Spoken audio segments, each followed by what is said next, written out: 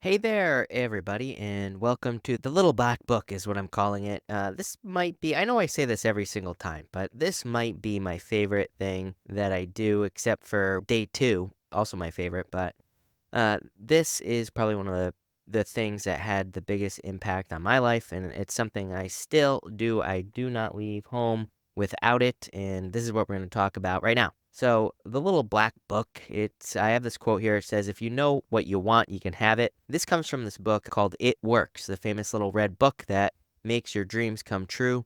If you're interested in reading the book, you can find it for free everywhere. It's literally $1.99 on Amazon. Also, there are many, many people who have read it on YouTube, and it's extremely short. So it's a very short little book. But again, I'm going to explain the process in this video, and there's really no reason necessarily. Well, I mean, I think it's a good experience. So you should read the book, and if you want to. And again, there are tons of versions on YouTube for free, and I definitely recommend that you go through it once. So what you're gonna do is you're gonna get a little book just like this right here. I actually use these right here, these cashiers, moleskins. I think they're like $10 or $12 or something like that on Amazon. I really honestly don't remember. I ordered a bunch of them a long time ago, and so I just have a bunch of them. But I'm pretty sure they come in 3 packs. You don't have to use the moleskin like this, the little notebook. I just like it. That's why I use this, and I use the black ones, of course. And, when I first started doing this, I just carried an index card. I actually carried the big version of the index card. I don't know what the exact size is, but there's kind of like a smaller version of index cards, or what I think most people think of when they think of an index card. And I would carry around a folded big index card. Again, I'm not really sure what size they are, but they're kind of like the bigger size. So this is the process. The process, there's actually 3 steps from the book, and we're going to cover those right now. What you're going to do is you're going to write down a list in order of importance, everything that you want in your life. It can be anything material or otherwise, and you're going to write this down with no limits. I find and have found while doing this exercise, there should be no limit. But what's going to happen is that you are going to feel resistance right here. So let's just pretend one of your important things on your list is I want to make $10,000 a month, just to give you an example.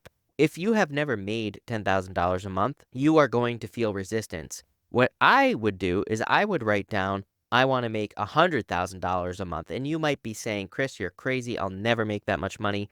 But, since I started this process, I kid you not, and again, this is something that maybe I will be talking about on YouTube and things like that as well. But since I started this process, the things that I have been able to create in my life, manifest, whatever you want to call it, it just crazy. I never thought I would be able to do some of the things that I've been doing, some of the things I've created. And again, maybe I'll be talking about, I'm not trying to be vague here, but it's just not something I talk about on YouTube really. Some of my other businesses and things totally blows my mind. There's nothing too crazy that you should write on your list. The other thing is, I'm telling you right now, if you write down $10,000 a month, what's going to happen is you're going to make more. And this is a good thing. You're going to exceed your expectations. And the whole point of this is that you want to exceed your expectations. So again, I wouldn't write down, well, I'm not telling you what to do. Maybe you're perfectly happy with $10,000 a month. But again, if you would be happy with more, I would write down more. That's the point that I'm getting at here. If you want to own a 10-acre horse farm, make it a 100-acre horse farm if you actually want that. Again, it's about what you want. I think the important thing here is that you shouldn't be limiting yourself. You're going to get to a point where you're writing things down and your brain is going to say there's no way you can have this. Write it down anyway, especially if it's something that you want. The thing is that you are to add and subtract from the list as much as possible. So I update my list almost daily. I've gotten it to a point now where I pretty much have everything written down that I could ever want. And it's not actually a very long list, believe it or not. These are just important things that I write down here. And so it's only about 2 pages of this little moleskin here. So I don't even know how many lines that is, but it's not very many. Maybe it's like 50 things, or, maybe a little bit more than 50 things that I really am focused on, that I really desire to have. These are experiences, material goods, and other things as well. But I changed the list, and part of the process, if you read the book, is that you are meant to change the list. You're meant to update it as much as possible, and you're meant to make changes. It's part of the process. And again, when I started, it's kind of funny because in the book, the author talks about how, you're going to maybe find things that you thought you wanted that you actually don't want. Or you might find some other things that you didn't think you wanted that you do want. It's a growing process. It's always evolving your list, and change is perfectly acceptable. Next, you're going to want to make sure to include as much detail as you possibly can. In one of the other exercises, we actually talked about this, but this is a very similar exercise. If it's a car, for example, you're going to want to include the color, the price, the year. If you want to go crazy, you could even write down where you're going to buy it. If you live in a certain state, maybe you say, and I'm going to buy it in my state or something like that. So you want to get very detailed with the items on your list. The next rule is that you need and must read the list 3 times a day. Again, I like to remind people, I think sometimes people think of these exercises. I know, trust me, I'm just going to bare my soul to you again. I read this book years ago and I didn't do it, right? I thought it was ridiculous. I'm like, no, I'm not going to do this. And then eventually, I don't know, something happened in my life and I decided to try it a couple years ago. And again, it's crazy. I wish I still had my first list because there are many, many things that were on that list that I was able to, manifest, create, whatever you want to call it. And then, so you're going to read your list 3 times a day, morning, noon, and night.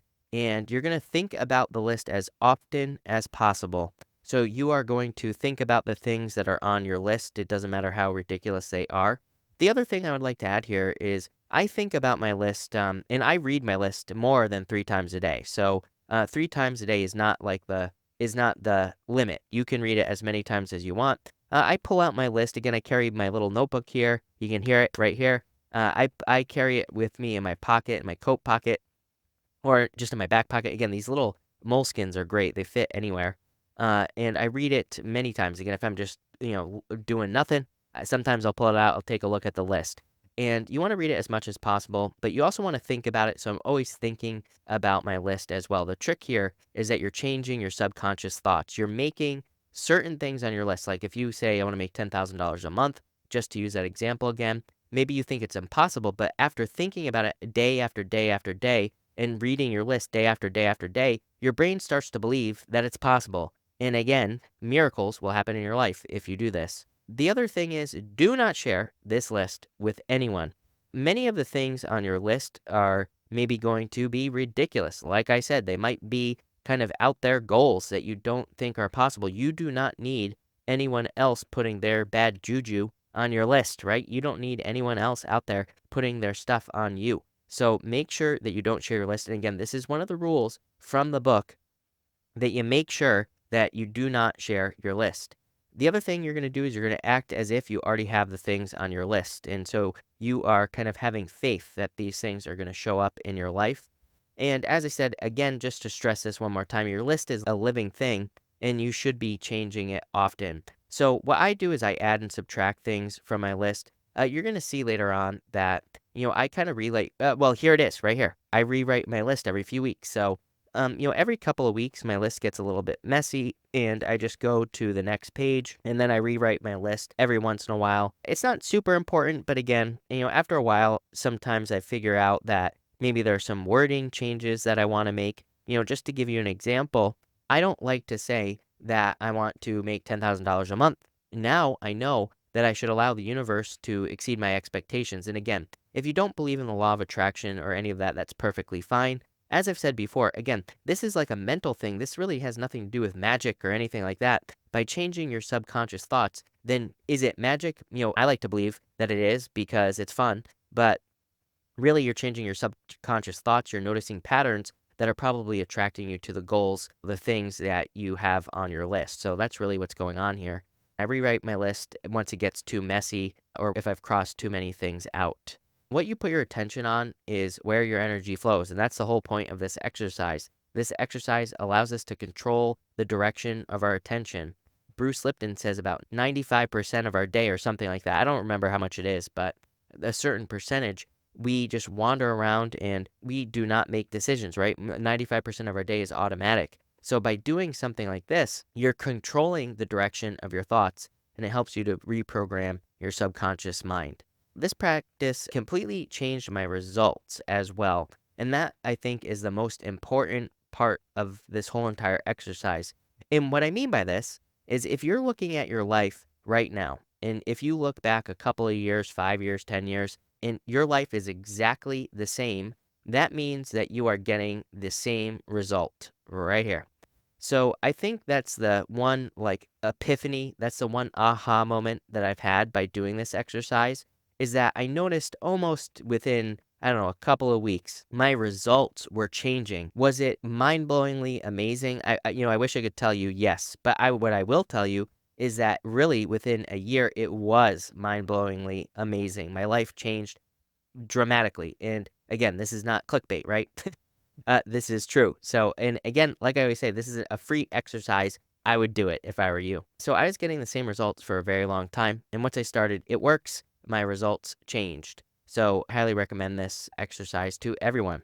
If you want to supercharge this exercise, I recommend consuming content based off your list. So maybe you have a car that is on your list. Go watch YouTube videos about the car that's on your list. You really need to live the things that are on your list as much as possible. Maybe you have some other goals as well, like some business goals. Then I would consume business content or I would learn about the business that you have, things like that. And that's the whole point of this exercise. I like to come up with ideas on how I can get things that I want on the list. So if I wanted to make $10,000 a month, for example, I might start just kind of allowing my brain to come up with some business ideas or maybe you find out that $10,000 a month actually isn't that difficult to do. And hey, guess what? It's not very difficult to make $10,000 a month if that's what you're interested in. It's actually pretty easy. And once you start this exercise, you're like, hey, you know what? Maybe I'll go look for some answers on how to make $10,000 a month. Then you do some research and you find out, hey, there are actually a lot of businesses that I could start that will make me $10,000 a month or more. Welcome to the Little Black Book Part 2. So I carry two of these moleskines around. This one here, the It Works one, I carry in my pocket like at all times. This one here, I just throw in my bag, in my computer bag that I always have with me anyway. This is a pretty important exercise.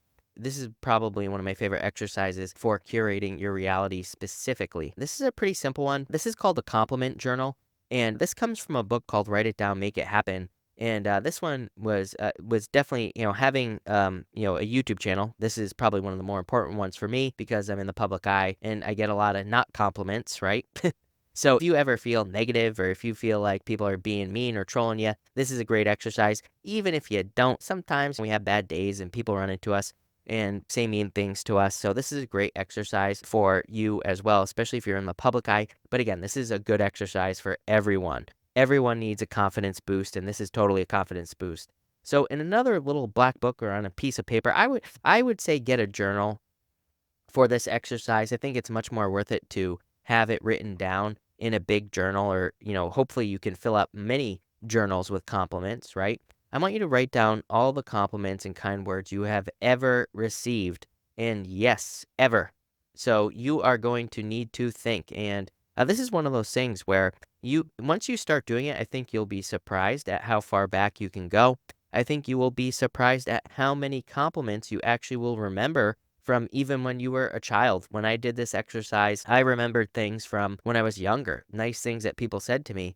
And you're going to think back as far as you can. If you have a business, you have probably a lot of compliments. You might have a lot of testimonials. So if you have a business or if you have a YouTube channel or anything like that, write down nice comments. I do this every single day, especially when people leave me like really nice comments. I really make sure to highlight those and write them down.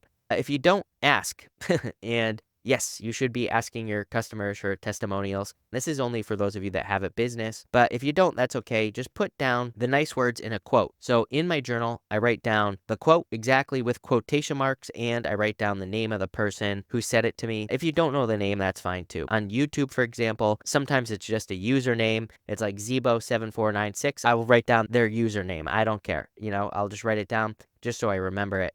What you're going to do is write down anything that made you feel really good, and you're going to update it often. Like I said here, whenever someone says something nice, you're going to put it in your compliment journal. What you're going to do is you're going to read it every single day. I read my compliment journal pretty much every single day when I'm getting ready to work. It kind of reminds me, since most of the compliments I have, especially the recent ones in the recent journal, most of them are from my channel. It kind of just puts me in a good mood, of course. It makes me think like, oh, these people really appreciate what I do. And it reminds me of why it's so important for the things that I do. And I think it'll do the same thing for you. It'll remind you why it's so important to do what you're doing. I also use it whenever someone says something negative or hurtful. So, we all have bad days, and we all have those days where we feel like people are or the world is against us. And on those days, I always make sure to look at my compliment journal, and I always like to say, what they said is not true. So, whenever you have a compliment journal, you know what the negative people are saying isn't true. And I think that's the most important part of the compliment journal is that it kind of proves to your brain that what other people are saying, especially if it's negative, probably isn't true. The other thing that I like to have a compliment journal for is I think if we're in relationships or, if you live with your brother like I do or something like that, every once in a while you might start kind of getting to a point where you're like, I'm sick and tired of this person.